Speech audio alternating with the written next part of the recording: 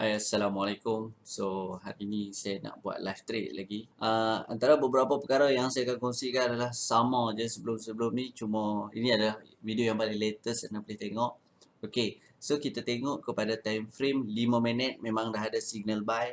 Okay, kenapa saya kata ada signal buy? Sebabkan ini adalah nilai yang paling low. Okay, apabila dia membuat nilai paling low, kemudian dia membuat permulaan kenaikan sehingga ke satu tahap yang agak tinggi, then dia membuat retracement turun. Apabila dia break hak nilai B tadi tu, ABC pun dah terbentuk. Jadi A nilai paling rendah, B permulaan kenaikan. Tu C nilai retracement. Okay, so apabila jadi macam ni je, anda terus ya tarik Fibonacci retracement ni daripada B ke A. Okay, ambil nilai B pergi ke A. Okay, so dia retrace tu standard 38%, 26%, dan dia akan pergi ke 161. Once dia dah sampai 161, okay, sekarang ni saya nak ambil maksimum TP iaitu 172. Kita tengok kepada time frame yang lebih panjang iaitu 1 jam. Geng, 1 jam ABC buy dah berlaku semalam. Okay, sini A, sini B, sini C, dan dia dah break. Semalam dia naik kau-kau lepas break B tu. Dah ramai dah pun kawan-kawan kita dekat dalam group yang dah profit kau-kau waktu dia break ni. Target 161 dah sampai. So dia punya 261 sikit lagi nak sampai, dan kita jangka dia akan boleh sampai 423 jugalah.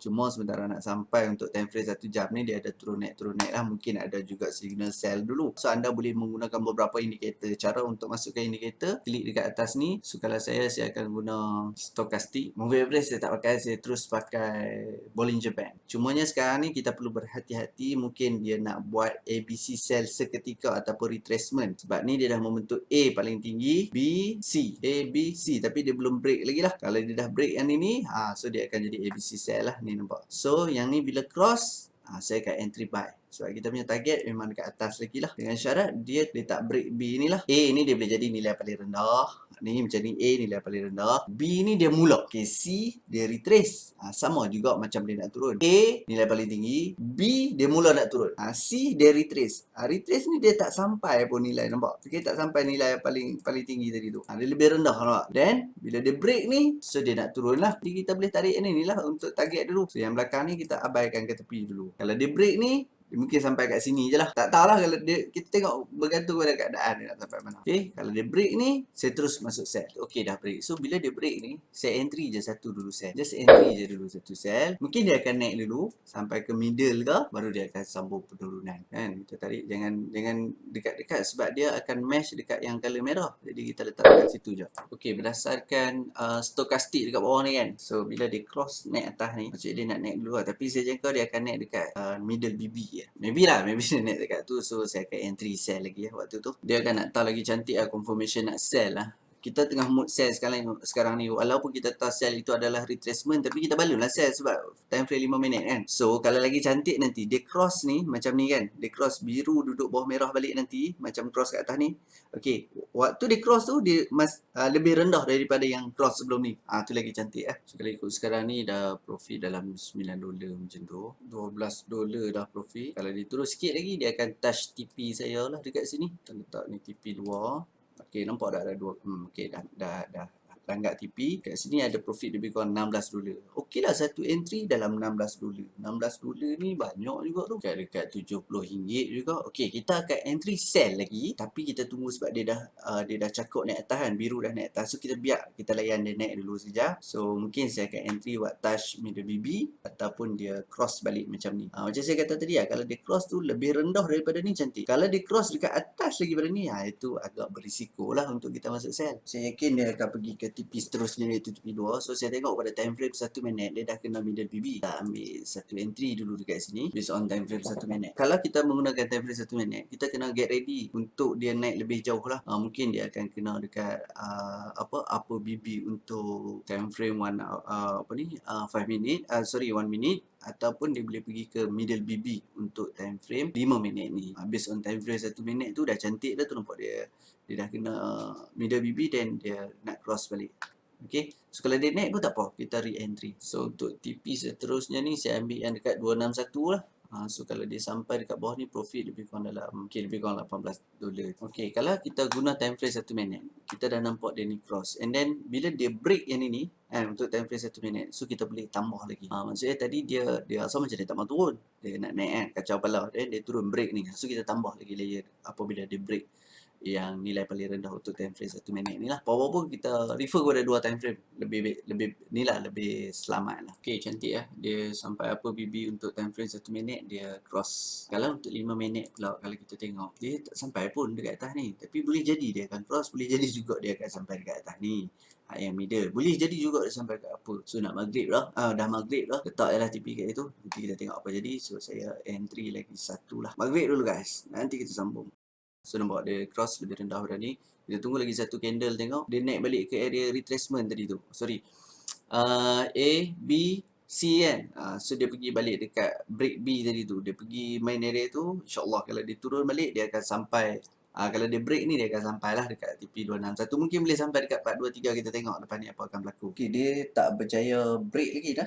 Support ni, tapi dia dah main dekat area 161 tadi balik. Kalau dia break ni insyaAllah akan sampai. So kita akan entry lagi 1 lah. Okay, kita boleh refer kepada time frame 1 minit. Dia dah sampai kat middle BB. So yang ni dah cross ke bawah. So boleh entry lagi 1. TP dia pun saya akan tarik bawa pergi ke, okay, so lebih kurang lah TP dia kat tu. This one time frame 5 minit ni, kalau dia break ni tadi cantik lah. Dia akan terus pergi. Mungkin dia akan naik beberapa candle sebelum dia turun balik. So dia dah mula buat penurunan. Mungkin ini akan break support dan akan pergi ke TP 2 terus. Maybe dia boleh pergi ke TP 2 terus. Kalau kita tengok time frame 5 minit. Okay, kalau dia break ni, maybe dia boleh pergi ke TP 2 terus ataupun dia bermain-main dulu dekat area. Dia mungkin dekat-dekat sampai dia main-main balik dekat area 161 baru dia akan pergi. Yang ni saya tak apa yakin ni. Sebab trend masih menaik lah. So berapa sekarang ni dah ada dalam $12, dah profit $14 macam tu. Okay, tadi waktu dia turun ni, saya tak sempat nak entry lah waktu dia break tu sebab saya turun makan. Okay, jadi apa yang saya buat, saya monitor melalui handphone lah. Okay, so sebenarnya monitor menggunakan handphone ni lebih mudah. Okay, dan tak lama lepas tu lah, sambil-sambil duk makan tu, dia pun hit TP. Okay, dia hit TP, nampak habis dah. So adalah profit total keseluruhan dalam $93.85. Okay, what? $93.85 ni bersamaan dengan hampir RM400 lah.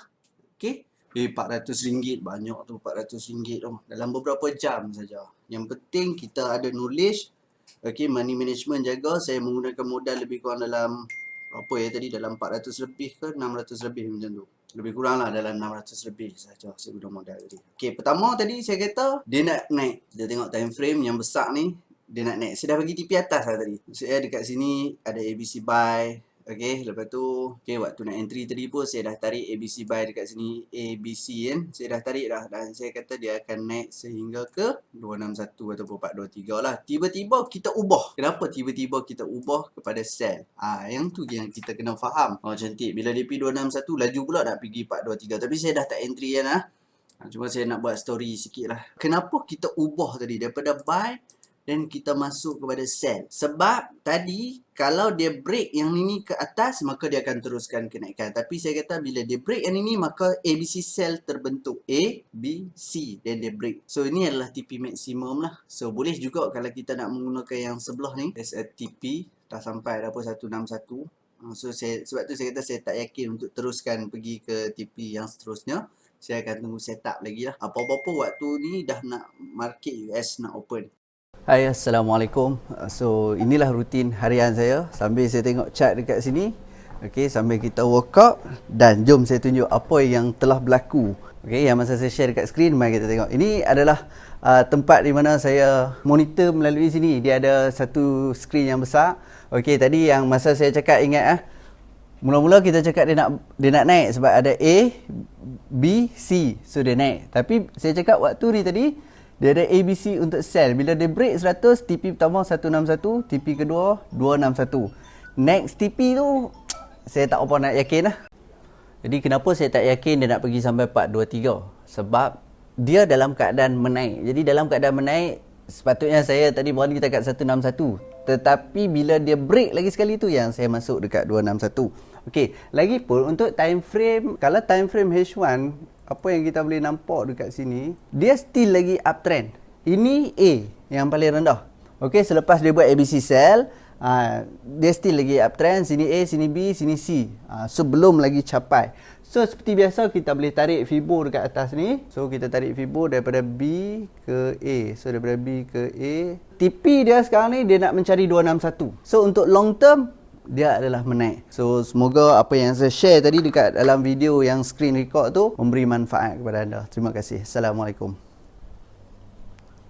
Berapa lama ambil masa untuk nak set up bilik trading macam ni? Apa yang saya boleh share daripada tahun 2011 lagi dah, saya dah mengimpikan satu bilik trading yang ada fasiliti macam screen, lepas tu ada PC dekat dalam sebenarnya.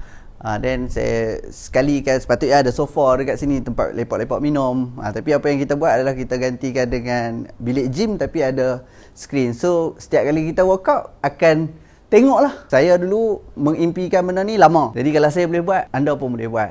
Cuma kena sabarlah. Kita tak boleh kata belajar hari ni juga nak cekap. Belajar hari ni, saya dulu ambil masa lebih kurang berapa tahun?